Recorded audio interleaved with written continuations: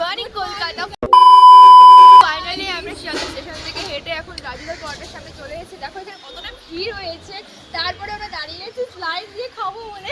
চলো তোমার সাথে শেয়ার করবো, আসো। চলো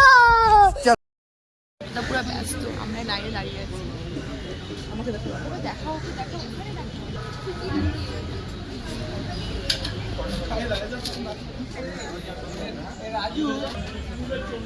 আপনি কি পরোটা খেতে এসেছেন?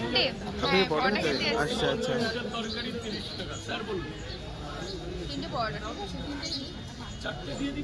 আপনি কি পরোটা খেতে এসেছেন? আপনি তো খেতে নিয়ে যাবেন না, ডিম দেবো না। তোমার পরোটা খাওয়া স্পেশালি এত দূর থেকে এসেছেন, এটাই একটা ভালো লাগা। পয়সা করিতে কি আছে, এদিকে গিয়ে উপরে টাকা পরে দিলেও হতো। উপরে যান ম্যাম, উপরে। ম্যাম পরোটা কেমন লাগছে? টেস্ট কি হয়েছে? ভালো লাগছে। তোমরা ভালো আছে। সয়াবিনের তরকারি দিচ্ছি। কি কি আছে দেখি একটু। সয়াবিনের তরকারি, ডিম আর 3টে পরোটা, 40 টাকা। তোমরা কি একটা ডিম দুজনে খাচ্ছো?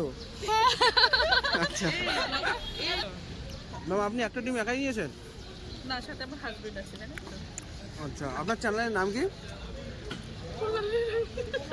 আমার চ্যানেলে